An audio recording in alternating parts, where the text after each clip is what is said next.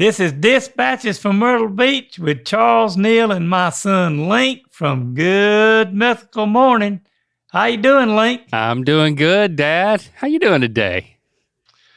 Well, doing pretty good. I got a little surprise for you to show you. Oh, let's see it. Before we even start catching up. Woo.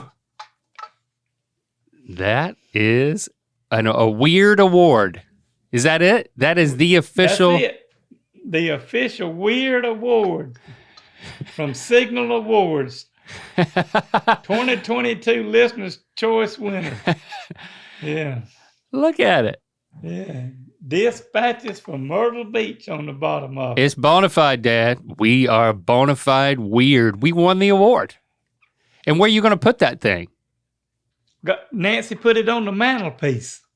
Well, I didn't know. Where everybody that comes in the house gets to look at it. Oh, I didn't recall that you actually even had a mantelpiece. I'm sorry. Oh yeah, I put a. Has anybody come over yet? You're like, oh, maybe if you want to take a look at my mantelpiece. Well, I didn't even have to say anything. Ernie and Beth Bird come over, and the first thing they come walking in before they sat down on the couch, Beth come walking by and said, "What in the world is this?" And I said, "That's my award from Dispatches from Myrtle Beach that I told y'all about that we won." Okay, for the weird category. They were impressed. Yeah. Are you starting to feel like people are only your friends because of your fame, Dad? Is that starting to happen? Just that they want to come over just so they can see your weird award? No, I don't. I don't think that yet. No. Don't let people use you for your success and your fame. You gotta know your worth. You deserve true friendship. I want that for you. I think I know I can handle that, so you ain't got to worry about letting somebody take advantage of me.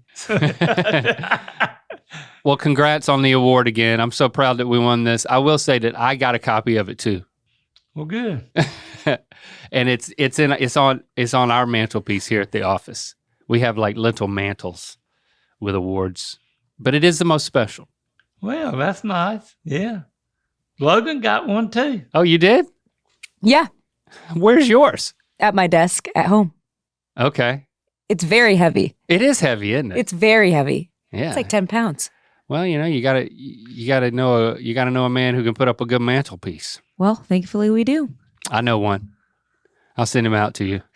Perfect. It's time for another edition of Myrtle Beach Mailbag.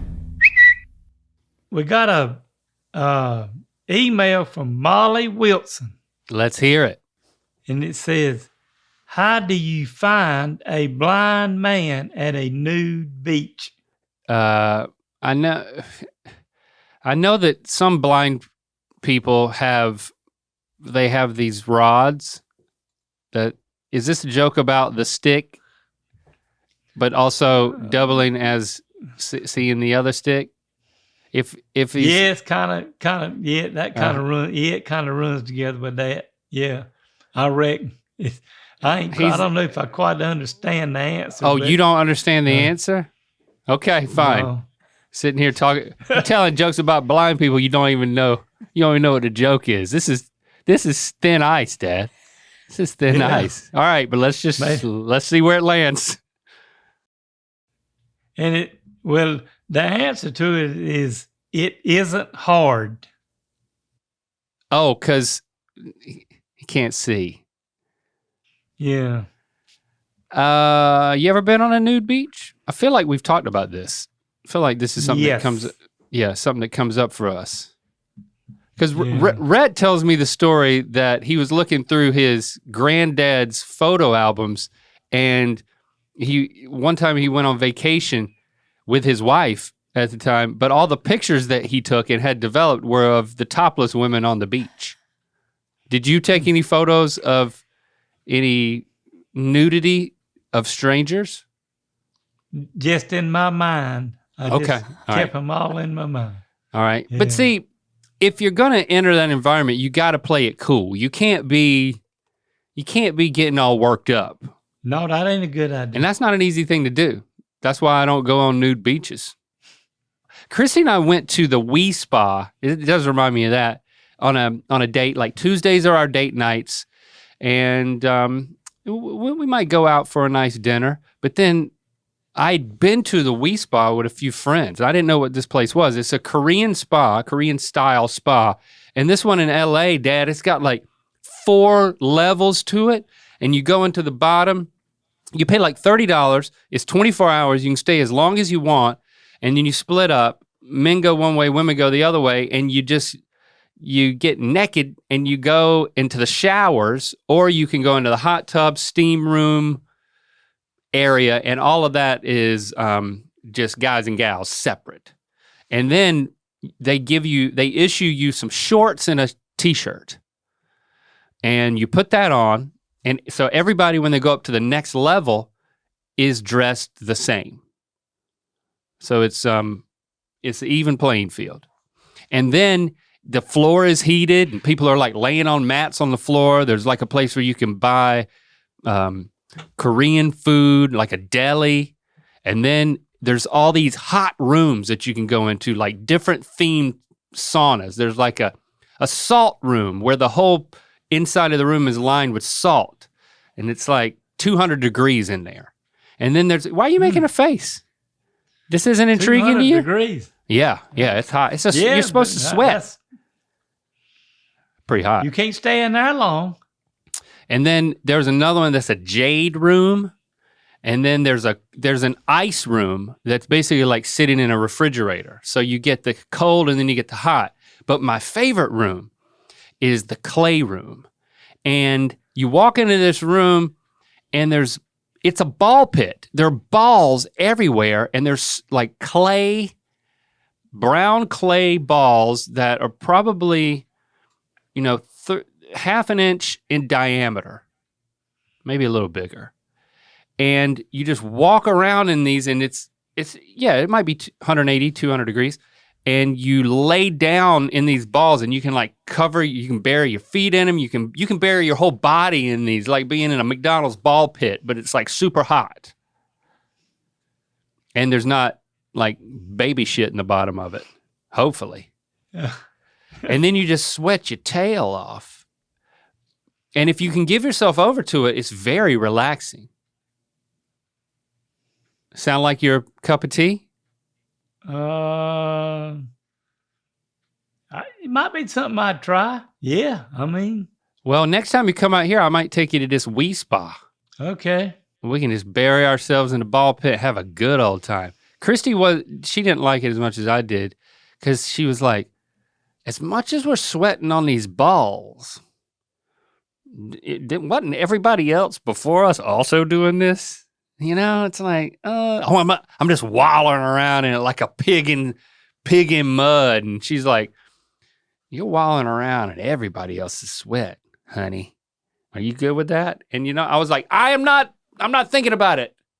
I'm not thinking about it. Because if I start thinking about this type of stuff, I can't stop. And I don't want her to ruin the Wee Spa for me. That's right. So we'll remember that next time you come out here. I'm going to take you to the clay pit. Okay. We'll be naked together. We don't care. I know you don't care. No, I don't care. You got another one? I got another one from Olivia Hayes. It says, a woman in labor suddenly shouted, shouldn't, wouldn't, couldn't, didn't, can't. Shouldn't, wouldn't, couldn't, didn't, can't. Shouldn't, wouldn't, didn't, can't. And what?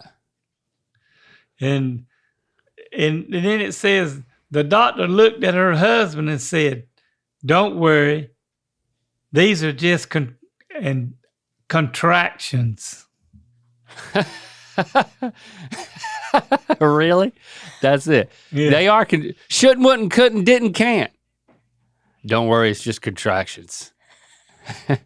Yeah. You get that one? I think that's, yeah. I've seen women have contractions and some of the things they might say and come out of their mouth. So it's You let them. Let the women in labor say whatever they want to say. You know. Oh yeah. As long as they're the ones doing the labor, I don't feel like I'm in a position to critique how they go about it. You know what I'm saying? No, you just let them do. Unless they got hold of my arm like I got, and I had to kind of grip my teeth because they're pulling all the hair out of my arm. But if they're hurting that bad, I handle a little pain too. So, the hairs have been pulled out of my arm. I'm giving my follicles are giving birth to hairs over here. Poor me. Right. But it's a grammar joke, Dad. Contractions. Yeah. You get the grammar part of it? Yeah. Well, I was wondering if it, but okay. It's the apostrophe is the contraction part. Okay. The apostrophe. Yeah. Shouldn't is a contraction, meaning the okay. Well, that's what okay. Yeah. See, you're a little more educated than I am. I'm sorry, I didn't. It's been a long time since I contracted. Had to, remember all that grammar that I supposed to have learned in. Well, back when you were in school in 1970 or something, it was called grammar school. I bet. Did you go to grammar school? I don't know why they called it that. In the 60s, yeah. Okay. I went to finished high school because it was grammar school, middle school, and high school. And it was all in the same buildings, right beside of one another. They didn't have contractions in the 60s, or it's been so long you didn't remember that's what they were called? I know that they had contractions in the 60s, but I didn't I didn't remember. Yeah. Okay. Yeah. It's probably not worth remembering. It would have helped with that joke, though.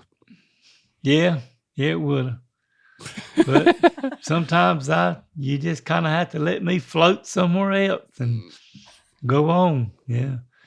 Well, I got another email from Liam J.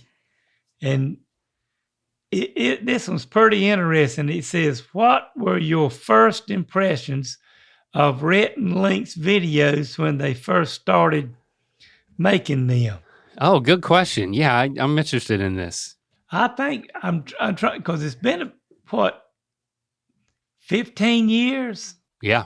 Yeah, so with some of the things that y'all started doing and putting these videos out, and it was like, boy, where in the world do y'all get this stuff out of y'all's heads? Because y'all were kind of doing this y'allself and didn't have anybody else working for, and y'all were coming up with some stuff and doing a good job at it. But it makes you think, say, where in the world can this go to, and how can you do it? And then when y'all moved on up a little bit and started making these commercials, and then I remember you calling and telling me, said, well, I'm up here in the mountains and I'm doing a commercial for a biodegradable casket. Yeah. And I'm getting buried in it. and I was thinking, now you're getting buried in a biodegradable casket. I said, I ain't real sure that's real smart, but I reckon Rhett or somebody talked you into it, and you got in it. They did give you some oxygen, so if something happened with something, but did I tell you that? Because I don't think they did that. I don't think I was given any oxygen. I think the thing started giving in on you, and they had to dig you up and get you out of it. Yep. This was the pilot episode of Commercial Kings, which, then they picked it up, ordered it, and we moved out here to LA to make the show. But yeah, that was, it was Bury Me Naturally is what it was called, the name of the company in Asheville. And yeah, if you're going to sell anything, you got to do your research. You got to really get your hands dirty. Sometimes you get your whole body dirty, really testing out the product, testing out the service, so you know how to best promote it. And so it was a bit scary to be buried in what was nothing more than a cardboard box. It literally was a cardboard box. And that's why it kind of started caving in on itself whenever they really started burying me. But I couldn't have made a good commercial otherwise. Do you remember? Oh, no. Do you remember any of the videos before that? Because the way that internet video was working, it wasn't like you didn't have a phone where you could watch it. I mean, you had like a computer at the house, but it's not like you were on it that often. I think that people were trying to figure out this internet video thing, and when word finally got back to Lillington that it was happening, then we started to get like the local paper talking about us.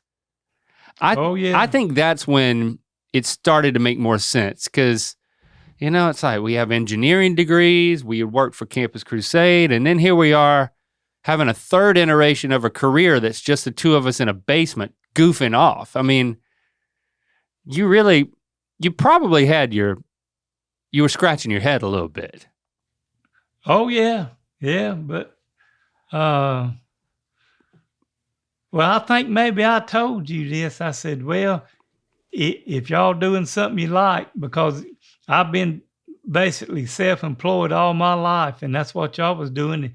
And I won't like some people that had skepticism about it, because, if you don't try to do what you like to do and see how it works out, then I'd tell Mama, your Nana, I'd say, it ain't like they ain't got something to fall back on. They can go back and get a job somewhere with them engineering degrees. So yeah, let them sow them oats and see where it goes, and just leave them alone. Quit aggravating them about it. 'Cause some of them was pretty dead set against you. Well, y'all was. Yeah. And I get it. It didn't make sense, but it meant a lot to have you take up for me and to say, hey, just let him sow his wild oats. I never thought about it in those terms, but hey, look, we're still having a wild oat of a time. It's worked out. Yeah. It worked out. And not doing what, if you're passionate about something and you have an opportunity and you don't go for it, well, I mean, the risk of regret is pretty high, that's not a good feeling. Hindsight, with everything that's happened with y'all and stuff, it worked out pretty good for you and Rhett. So, and your families and everybody else. So, yeah, we're doing great. Yeah, so. I made it out of that coffin. Well, I got another email from Brendan Dames. He says, I'm 28 years old and spent my whole adult life in Missouri. In the past year, I have left my frustrating job,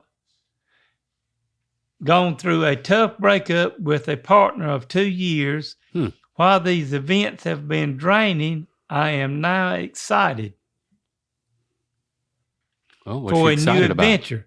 I am currently looking for a new job on the West and East Coast. He wants me and you to battle it out. And can you tell me the best things about living on each coast time zone? Okay. Well. Hey, and listen, because you live on the West Coast now, you don't get to help with the East Coast. You just got to do the West Coast. Oh, I'm gonna represent the West Coast. That's me. Now, that's right. I guess I got to be specific to like Southern California, and you got to be more specific to like North Myrtle Beach. So we both got beaches. I've got beautiful coastlines, lots of cliffs. What about you, Dad? What's your beach got? Hey, I got beautiful beaches with all kinds of wonderful places to stay at right on the beach. And then you can go out in your swimming trunks and get in the water and not freeze yourself to death from about May till November. So just come on down to North Myrtle Beach and hey, jump in the water. And there's and I don't know about the West Coast, but there's plenty of jobs on the East Coast where you can come out here and get a job and find a place to stay and then be living on right here. And then if you want to learn how to shag dance, you can get up with me and I'll help you and show you how to start dancing down here. And having a good time. You got to give me a chance to retort. You're piling it on thick. All right, so you got me on the water temperature. Water temperature sucks out here. I mean, you got to invest in a damn wetsuit to do anything. Anything, really. So you got me on that one. And then the bigness of the beaches, we ain't got no big beaches. But the cliffs are nice, as long as you don't fall off of them.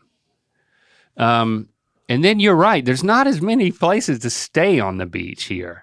I mean, everybody's kind of gobbled up the real estate out here. It never rains, that cliche. That's a big one. I mean, of course, it's been raining a lot. It's been raining some this year out there. So I guess I don't have you there. What else? The food, we got really good tacos. Fish tacos. And we got really good, all kinds of Southern barbecue down here where you can come and get it. And great coleslaw. And I mean, just, I can be at the beach and then with less than an hour, I can be in the mountains. I mean, I could snowboard and surf in the same day, depending on the time of year. What you got? And I can do that too. In about 4 hours, I can be at the mountains up around Beach Mountain and go up there and be snowboarding and snow skiing. Yeah, but that's 4 hours is different than 1 hour. That doesn't make a difference. You're not going to get back in the same day. I mean, if I'm going up there snowboarding, now who in the hell is going to go and stay just for one day to do it? I'm going to plan to go up there and have a good time up there for 2 or 3 days. All right. You got me again. I'm not doing good at this. We have palm trees, but we don't have a lot of other trees. What you got? We got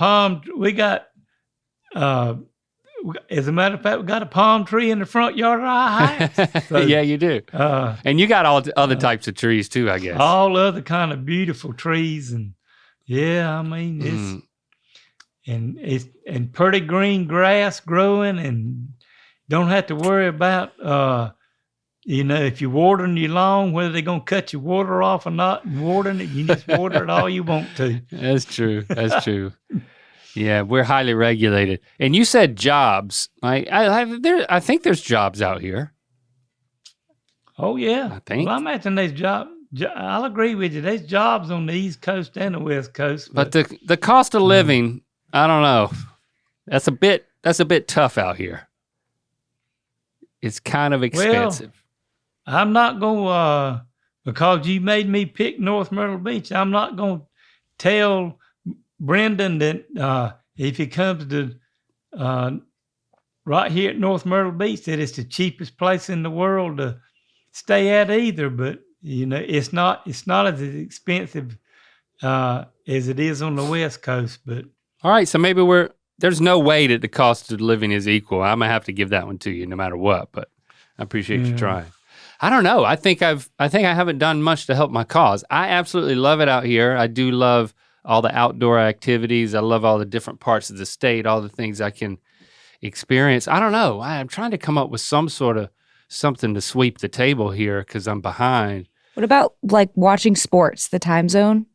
Do you like it better here? I don't watch sports. Well, for a broad audience. I speak to an audience of one. My dad.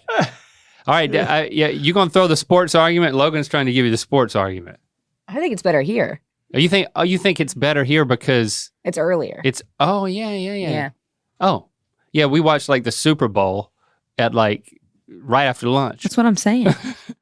Hey, I didn't have a problem with it. I set up and watched the U.S. Open. It was in Los Angeles, California this past weekend. He's got this one too. Yeah, I guess. I don't know. I only other place I know to go is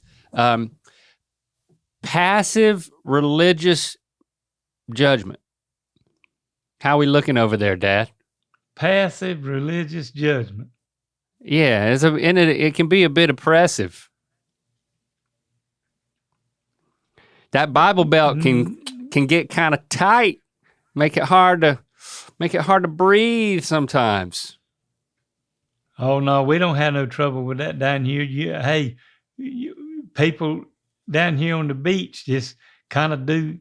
Some of them go to church and some of them do stuff, and then other ones just live like they want to, like they do out there in Los Angeles. So, it ain't a big problem here either. I mean, all right. So it's you do you, and you do whoever you want to do in Myrtle Beach. Well, there's some people that does that, yeah. So, all right. I mean, I ain't saying I do that, but I mean, I know you're spoken for, and I know you're not a judgmental person personally, but okay, so maybe I don't have you on that one. But people seem pretty laid back down there in Myrtle Beach. So, Brendan, I don't know. It seems like I'm sending you Dad's way. You win, Dad. Well, today. I'll be back. When I have time to think about this. Well, that's fine. Because you would never move out here. No. Now it's time for Grandkid of the Week. We hadn't done Lando.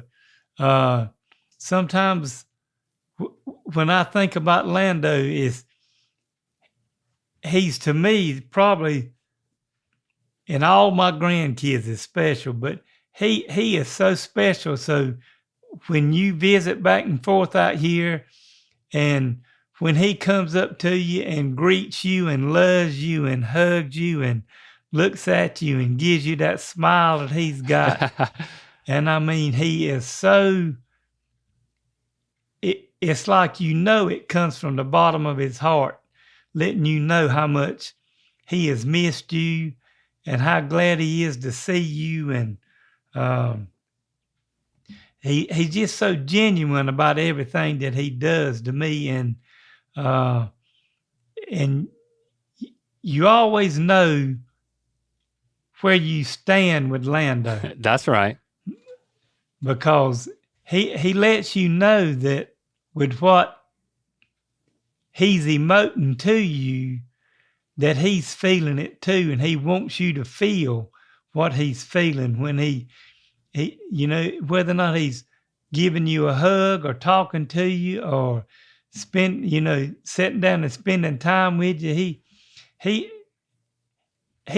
better at that than all the other grandkids, because that's his special power. Yeah. It's like, I mean, yeah, like you're saying, every kid of mine and nieces and nephews too. It's like, it's so nice to see what makes each of them special. So it's not like a comparison thing, but yeah, the thing for Lando, you're exactly right, is that he's got such a big heart, and he's able to take it and connect with the people that he cares about, and he cares so much. Like, he's so empathetic. So he can convey those emotions in just a few words, and he's really good at it. He's really good at being in touch with his emotions and conveying love to people. And I kind of feel like it's an encouragement for me to get better at it. It's like I see how he puts himself out there, and the people that he loves, they know how he feels about them. You're saying, it's like, well, that's something that inspires me. That kind of I'm encouraged to do the same. It's like, can I put myself out there more to let people know how I feel, So yeah, I totally agree. He's a special one. And I've heard Christy talk about him a little bit, about things that goes on with him at school and other students and stuff, and how he kind of tries to bring them in because he feels like they've been left out. stuff and tries to encourage him to. So, it's just not what makes me proud of. It's just not what he does for us, but he's doing it for other people. That's right. At his age, but what he's doing. So Lando, you just keep up the good work with what you're doing, and it'll be really good to see you again the next time when we be able to get together, and Granddaddy loves you for just the way you are. I'm telling you. Yeah, sure do. Thank you, Dad. And you know what? I got something for you. Okay. Who needs Foley when you got you? Let's play that again. Okay. Okay, Dad, you remember how this goes. I give you a scenario and you give me the Foley for it. You give me the sound effects that would be used in the movie to accompany the visuals that I'm going to describe. Okay? And because you took me to see, my first movie that I ever went to was The Temple of Doom, and now there's this new Indiana Jones movie, I thought we could go with like an Indiana Jones theme. So you ready for this? Okay. I'm gonna walk you through it, and then you can say things that an actor would say. You can make sound effects that would be part of the movie. Who needs Foley when you have me? Okay, you're the star. You're Indiana Charles. And it's your first moment on screen. What do you say? Watch out for what's going on. Oh my goodness. Oh, look at all them snakes. Oh, you already the snakes? Oh, okay, so you saw a snake. Yeah, we went down in a tunnel and you had to light, and whoosh, I had to whoosh, I lit a torch where I could see. And you whooshed it. That's good. All right. Going down in the tunnel.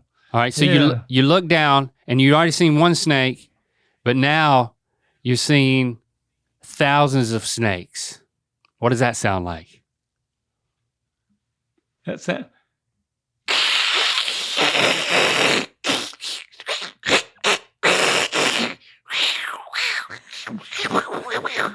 There's a few cats in there too, I think. Around.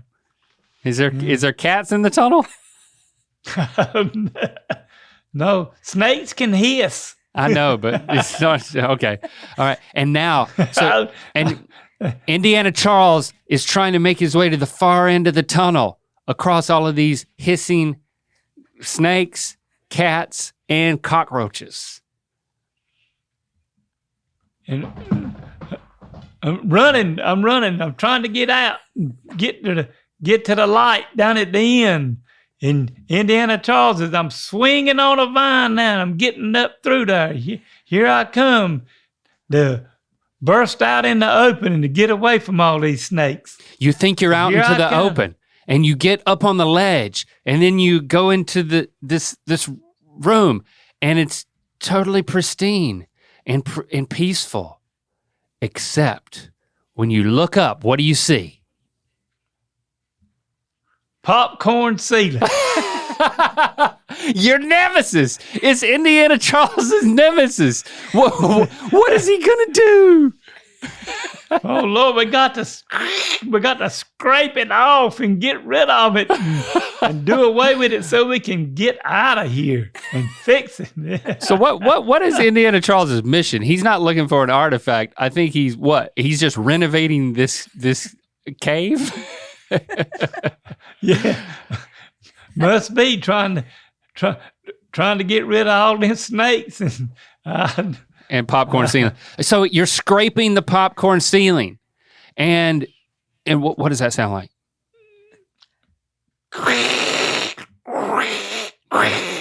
Sounds like that cat again. Okay. Yeah. So he's removing the popcorn from the ceiling with a cat. And he dislodges something large. What is it? Oh, it's a giant boulder coming through the ceiling. Yes. Oh, we got to go. And I'm running. Oh. And what about your painter's cap? Because you can't lose that. Oh yeah, I got my little hat, my little Gilligan hat. I ain't losing it. Where I can keep all that popcorn I was getting off, and where I can keep seeing where I'm going. So you're running from the boulder. And what do you sound like? What does it sound like? What are you saying? We got to go. We got to keep up. We got to run. We got to run. We got to go faster, and get by where the boulder don't run over us. So here we go. We finally get away from the boulder. Okay, so you make your way out and you get on the plane. The plane takes off. What does the plane sound like?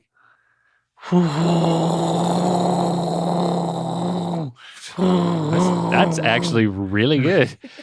But you know what? The pilot just got shot by some sort of blow dart, and you're at 5,000 feet. What are you going to do? There's no parachute. Oh, no parachute? Oh, I'm going to have to get up there and see if I can land a plane and get it landed enough to... So what do you say to all the other passengers? Good luck. Now, hold on. We're going to crash. Hold on. So, and I finally get the plane down, and we crash in, and we ended up crashing in some water, and we get a raft out and float in it and get everybody out and get them floating down the river trying to get away. And then you look over to the right, and on the shore there is the 4-wheel drive golf cart that says Belch Life right on the side. Oh yeah, and I get all the people out of the raft, and we load them up, and I make sure we get to Chalice, and we go down to Fat Harold's and get in the club, and we celebrate that we made it, and I get a cold beer and put it in the Chalice and toast everybody at Harold's and everything that we went through, and we made it and we lived. Yeah, we made it. Indiana Charles drinking out of that chalice. I love it, Dad. Wow, that was quite an adventure. Yeah, that was quite an adventure for this episode, but we're going to go ahead and wrap it up and get on out of here. It was fun having all y'all here with us today, and join us in 2 weeks for another. Join us in a week for a mini dispatch. Oh yeah! And if you got a joke, question, or comment you'd like to share with me, email me at ratherbeshagging53@aol.com. So y'all have a great weekend, everybody, and keep listening, and we can't wait to spin your world again, and next time we'll see what else we can get into. So it's been good talking to you, son. Oh, it's been great, like always. Love you too. Talk to you soon.